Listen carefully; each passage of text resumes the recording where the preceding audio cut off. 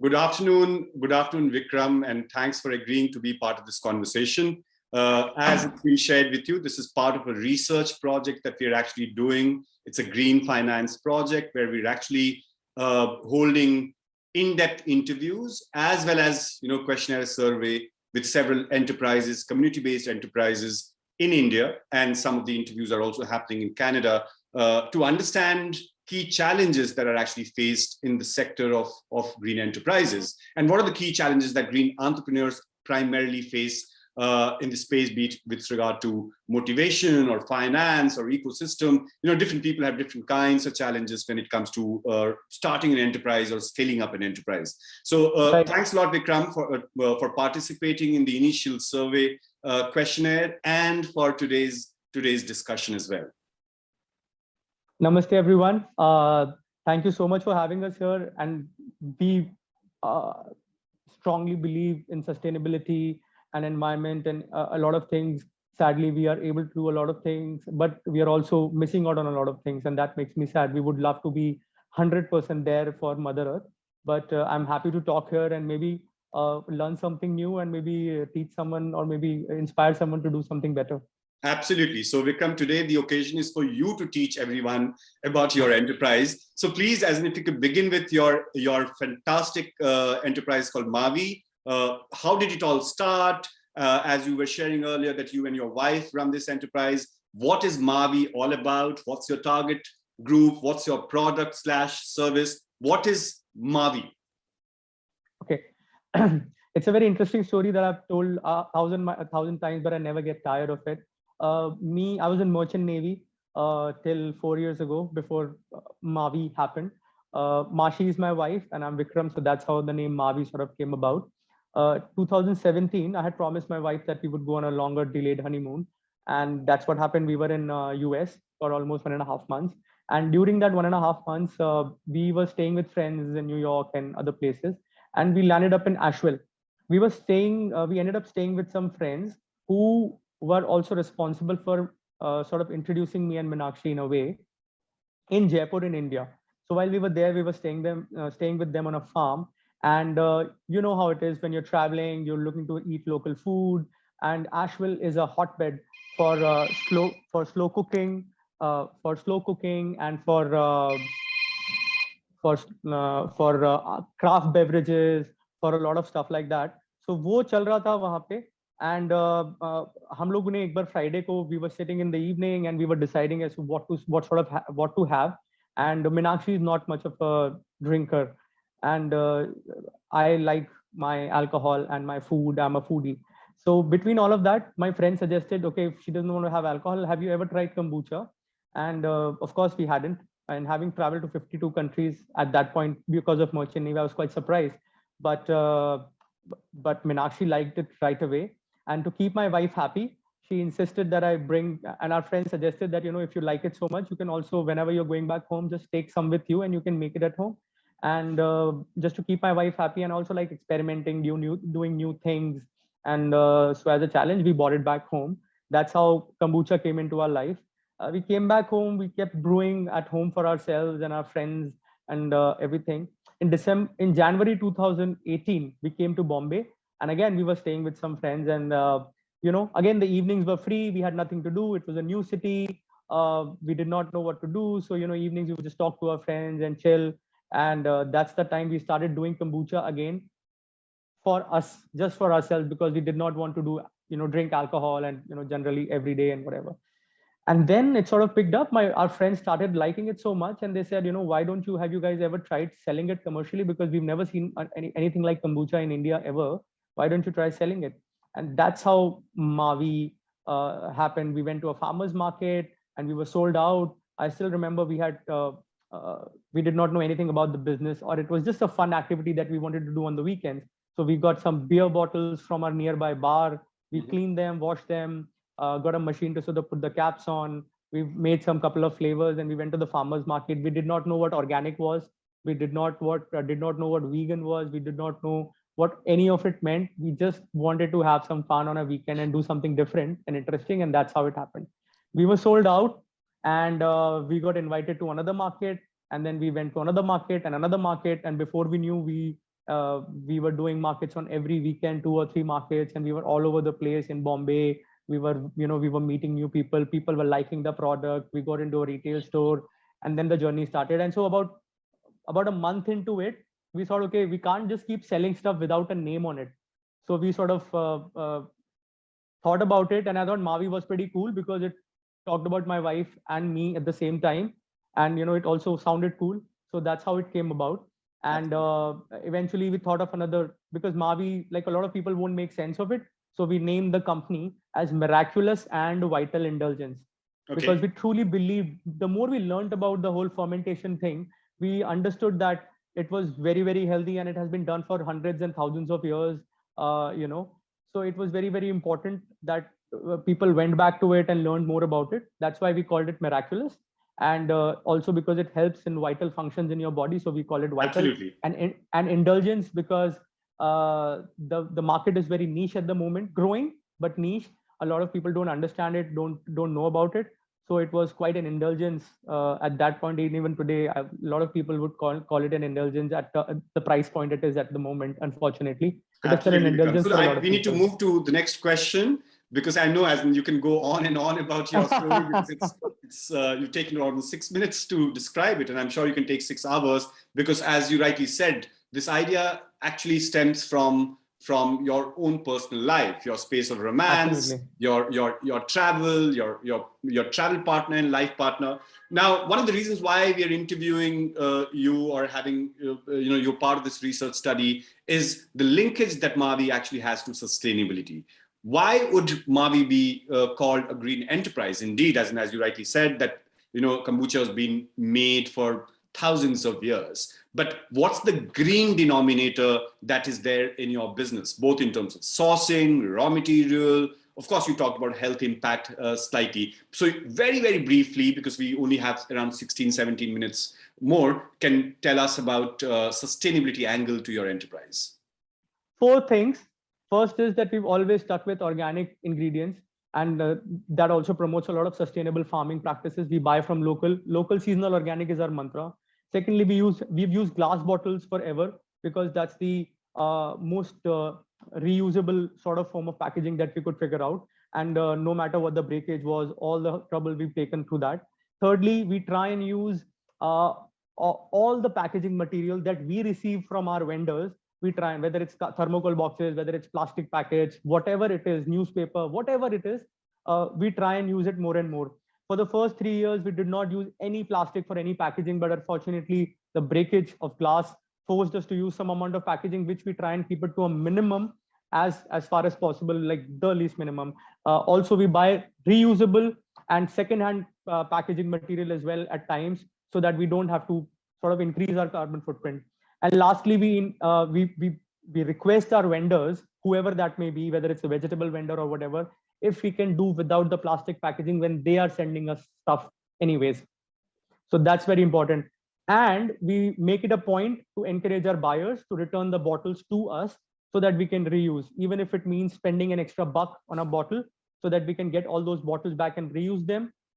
We do that all the time. Absolutely. So Vikram, there are 2 parts of what you said. One is your product that is sustainable, and the process of your business, which is also sustainable, that we're talking about. Now, very briefly, if you could also tell us a little about, the fact that when you started, it was mostly for your friends and family. It was a domestic experiment, if I could call that, sure, to how you've actually scaled up now to really thinking that no, as in it is not just a weekend hobby, but something which actually needs to be an enterprise.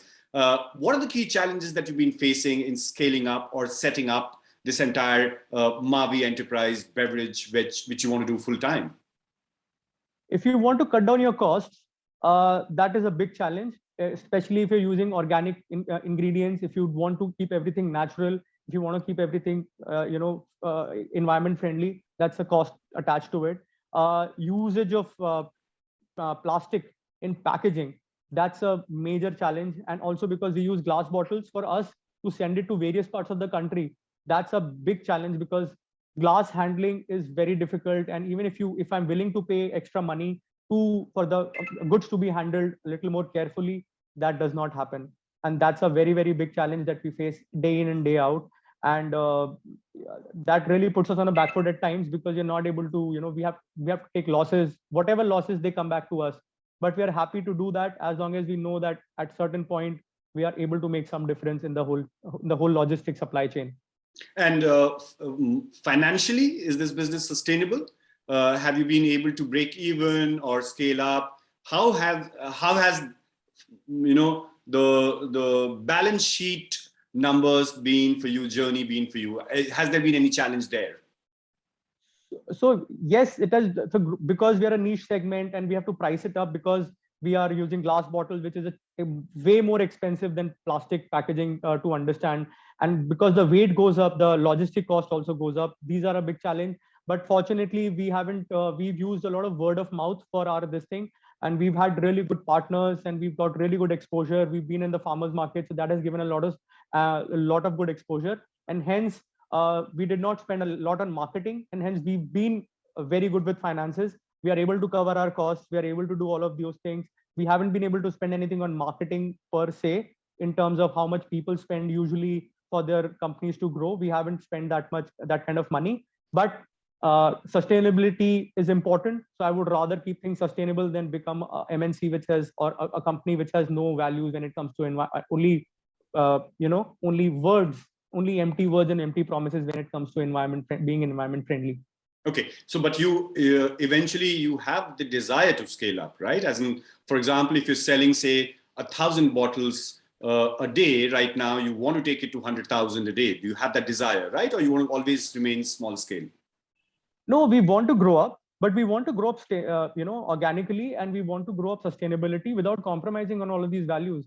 I mean, if I just wanted to make money, I'm sure I was in Merchant Navy. I don't have to explain that to you or anybody who's watching this, that I did not do this for money. It was out of sheer passion.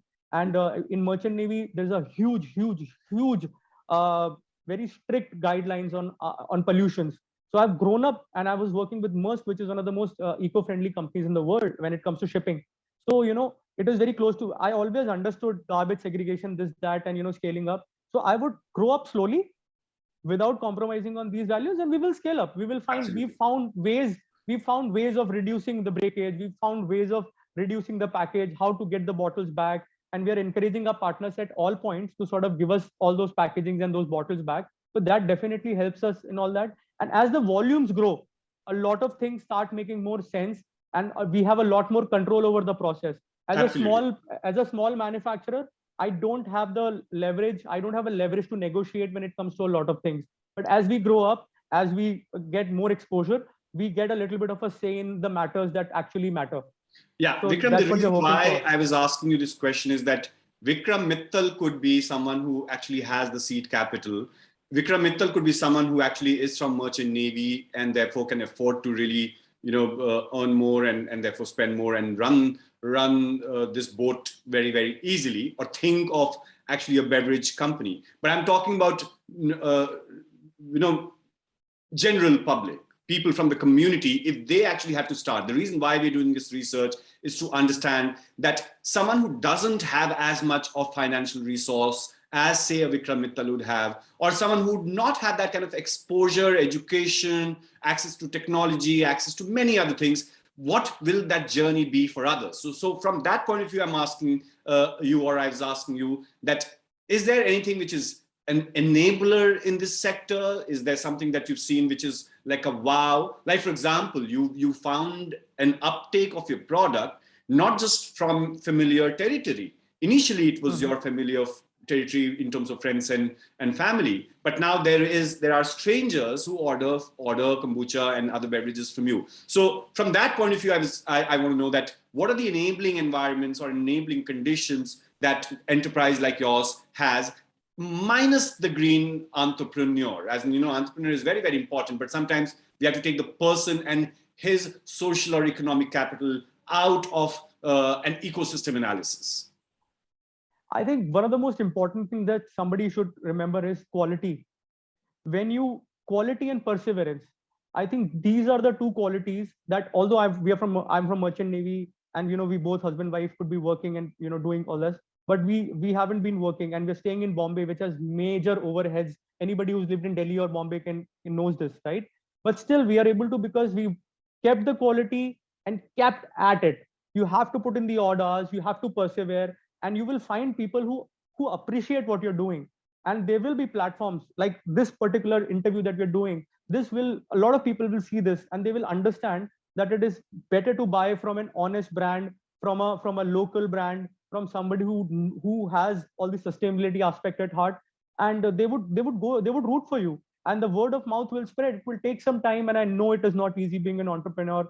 I have friends who are very, very smart, very intelligent, but they they don't want to be entrepreneurs because of this very problem, that perseverance is difficult. You will have sleepless night, but quality of the product goes very far. So Vikram, my next question to you is that, can smaller enterprises become mainstream? Because we're talking about sustainability, we're talking about in the beverage sector. How do we actually make this normal? How do we make sustainable products or green businesses normal? And do you see that roadmap happening, given the kind of country that we all are in, where the socio-economic political landscape that we are in? So what's your comment about that? So one is that there is a large section of the society in India which is very happy to see these green initiatives and work and buy from these organizations or smaller companies or proprietorship firms which are doing product which is environment friendly, whether it's in terms of growing it, packing it, and everything. And it's also become like a social thing, right? If you're not environment friendly, I know a lot of my clientele would not buy from you simply because you're not environment friendly in your packaging, or you don't take the bottles back, and they're very happy to hear that. And also we would and perseverance and quality, like I mentioned, that goes a long way in any case, right? And handmade has always been the thing. Artisanal boutique is the thing. People love it when you feel the love that goes into through hands and that flows into the fabric that's made, the food that's made. And of course, finally, I think the government has a big role to play. There are organizations like yours which are working and making sure, talking, either it's conversation or the actual, whether it's seed funding or whatever different, or giving them a platform to sell their product in whatever way. But also the government needs to take more initiative to reach out to these smaller pockets in different parts of the country, in rural parts of the country, tier 2, tier 3 cities, where there are entrepreneurs who are trying to do their business in sustainable green manner. And government need to they need to be made more aware of it. Governments maybe can reach out to them and give them something that they don't even know that exists. I think that's a big gap that needs to be filled. Absolutely, Vikram. And very important point that you brought out, that if we want to take sustainability and make it everybody's business, government will have to step in. And that's what my next question to you was, that is it true, or unfortunately is it true, that sustainability or fair trade and green products, it's still a very middle class affair? It's something which in India at least, it's only the upper middle class and the rich who can afford it. Poor or the lower middle class or the normal average janta, it finds it very difficult to really buy organic or consume organic in that sense. So how do we take this forward? How do we make it everybody's business? One of it, as you rightly said, could be through the government, and government really pitching in through subsidies or through otherwise. But is there anything else, financial institutions or others who should come, so that why should a healthy food be 10 times more expensive than an MNC food? See, the food is expensive, 10 times more expensive, because the moment you do organic, your produce reduces. Let's say for an acre, if you're doing 1,000 kgs, the moment you organic, you probably will only grow 400, 500 kgs. So if you look at the cost, it will always, see, in this case, it will double up, right? For the same amount of area that is under cultivation. So those sort of costs go up. Plus, because there are no pesticides and chemicals and whatever, it goes bad rather fast. It rots very fast. So all of those things have to be, so better logistics, supply chain. The government should sort of aid that, whether it's refrigerated or whether it's just a storage, that needs to be done better. Government needs to applaud the people who are actually doing it. Subsidies and whatever, like you mentioned, they should happen. Organizations should, there should also be regulation on what kind of things people can actually use. So if you are banning a single-use plastic, I'm sorry, but I have to say this: what about the plastic packaging PET bottles, for cold drinks and for water, they are thrown away and they're never used. So they're a single use as much. What about the chips ka packet that we are using or whatever? All of these things, they need to be regulated as well. There has to be, and there is, and forget about the packaging itself. The food itself is not nutritious enough. It's causing obesity and all kind of diseases. So government should be able to step in and say, okay, guys, this is okay, this is not okay. Absolutely. So Vikram, what you're when saying you write edible is, oil, yeah, so very rightly, what you're saying is that one is directly engaging with green enterprises or green sector, and the other is to really create an enabling environment where it's important for mainstream businesses to really, be more responsible and be more sustainable. It's not just about starting a green business. Every business should ideally be responsible and green. Why should there be a separate category of good people? Everyone should be good and responsible, and that's the accountability that they actually have towards both society as well as the planet. Now, because we have very little time, my next question to you, and we only have 2 more questions. One is that tomorrow, if you were actually given a pot of money, it could be from a bank or from the government or from a VC, which area of your work is something that you would invest in? Would it be production? Will it be research? Will it be more outreach?